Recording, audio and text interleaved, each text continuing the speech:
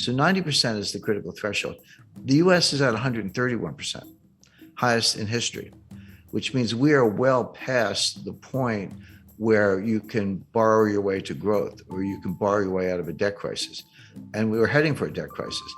So the way it works is raise interest rates, tighten money, reduce the balance sheet, et cetera, get unemployment up. It doesn't sound like a desirable goal, but that's what it takes. And that's what happened in 1982. Get unemployment high enough so people are buying hamburger instead of steak. They're buying, whatever's the least expensive thing on the shelf, day-old bread instead of new bread, or they're not buying gasoline because they're not going to work, et cetera. That will bring prices down, but at a very high cost, which we just talked about, which is high unemployment and lower productivity. Meanwhile, the U.S. debt keeps going up. We haven't really talked about the debt. That part of it looks like 1981. But if you throw in a global financial crisis, then it starts to look more like 2008. Yeah, well, that's like a glacier. Glaciers are extremely powerful, but they move extremely slowly. There's some exceptions, but they kind of like, an inch a year, a couple inches a year, but they move mountains. I mean, they create rivers, they create canyons, they move mountains. They're extremely powerful, but slow. That's a good metaphor for the impact of debt. And when I talk about debt, in particular with the United States, but you can apply this to any country, I focus on the debt to GDP ratio, because you can't really talk about debt in isolation without thinking about the capacity to pay the debt. And a simple example, if you have a $50,000 balance on your credit card and you're making $30,000 a year and trying to pay rent in New York, et cetera, good luck. You're probably going to go bankrupt or at least default on that card. But if you owe $50,000 on your credit card, but you're making $5 million a year, it's, you just write a check. It's no big deal. My point is, you can't look at a $50,000 debt and decide if it's a problem or not unless you compare it to the income. And if it's too low, it's a problem. And if the income's high, not a problem. So that's why you use the debt to GDP ratio. The US just hit $31 trillion in national debt. That is national debt, almost all of it in the form of US Treasury securities. Not all of it, there are other obligations, but mostly US Treasury securities. Well, is that a problem or not? Well, one way to answer the question is compare it to GDP, do the ratio. The answer is that ratio is now a little over 130%. What was it in 1980 when Ronald Reagan was elected? The answer is 30%. 30% is completely comfortable. That's like the person with the $50,000 debt who's making millions. No big deal. 30% is comfortable. 50%, yeah, getting up there. Angela Merkel and all her years in Germany, and there's a lot of research to back this up, says that 60% was the limit. And that's what the Maastricht Treaty that created the European Union and the European Central Bank, that was their goal. They said, don't go over 60%. If you do, you're expected to take measures, raise taxes or reduce debt or reduce spending, do something to get that back down under 60%. If you say, what's the critical threshold where, water turns to steam, or, water turns to ice, or something changes in such a way that it's not the same. It's radically different, but it happens very quickly. The best research says the answer is 90%. And this comes out of, Ken Rogoff at Harvard, also Carmen Reinhart, who's now the chief economist at the World Bank. But they've looked at hundreds of cases over hundreds of years. And I like that because it's not just, kind of cherry picking data. Developed economies, developing economies, economies that issue debt in their own currencies, ones that issue debt in other currencies, principally US dollars, et cetera. So, a wide variety of case studies. And they show that when your debt to GDP ratio goes over 90%, your multiplier of additional debt goes below 1. So just to put that in context, at 30%, if I borrow $1 and spend $1, I might get $1.30 of growth. Assuming you spend it wisely, that's a big condition. But you borrow $1 and spend $1 and get $1.30 of growth. Okay, the debt was productive if you put it to good use. But that $1.30 gets smaller and smaller. As you get closer to 90%, it goes to $1.20, $1.10, $1.05. Past 90%, roughly, You borrow a dollar and you spend a dollar and you only get 95 cents of growth. You don't get your dollar back in terms of GDP. And then 90% and 85%, et cetera. So 90% is the critical threshold. The US is at 131%, highest in history, which means we are well past the point where you can borrow your way to growth or you can borrow your way out of a debt crisis. And we were heading for a debt crisis. Now, Stephanie Kelton, she's the big brain of modern monetary theory. She's a professor at State University of New York. She says it doesn't matter. That they always point to Japan. Japan is at 280%, way past any member of the peer group. China's probably higher. China's a little more opaque because they are, but also they don't have as much national debt. If you look at the national debt to GDP, it's modest, but they have an enormous amount of provincial debt, and the banking system is owned by the government or controlled by the government. So when you throw in the bank debt, the state-owned enterprises, the provincial debt, and the government, so that's the real national debt. Stephanie Kelton says it doesn't matter because you're borrowing in your own currency.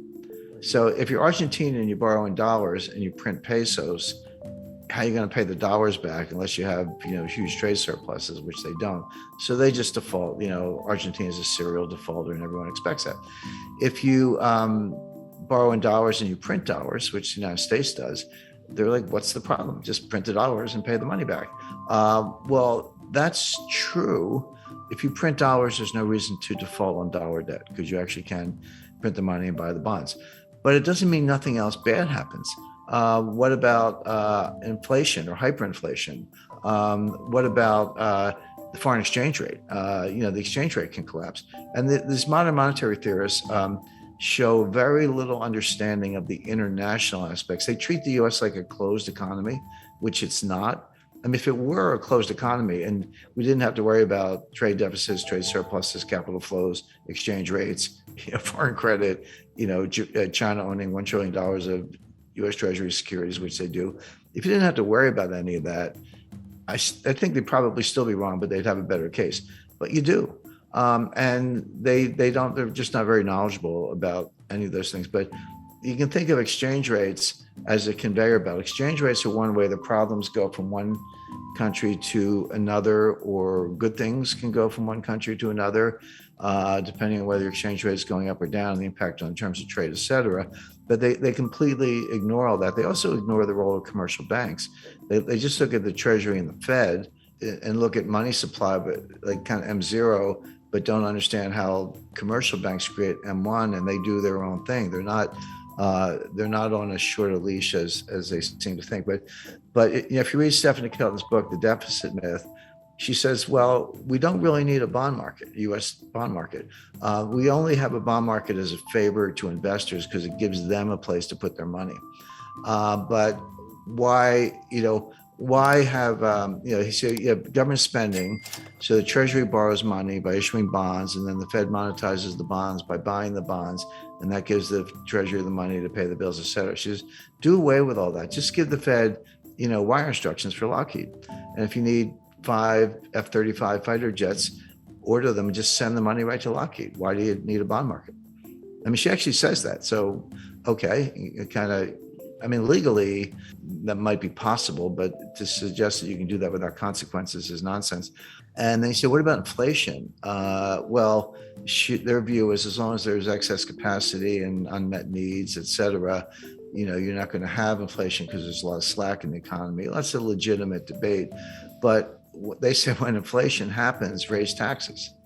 And then, by the way, they also say you don't need a tax system because if you can just print the money, why do you have to collect taxes? And their answer is, we collect taxes to redistribute income. Okay, well, at least they're honest. I mean, that's the kind of socialist model, but they're honest about it.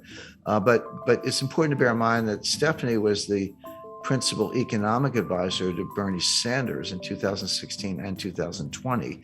And Bernie Sanders today is the chairman of the Senate Budget Committee, controls the purse strings.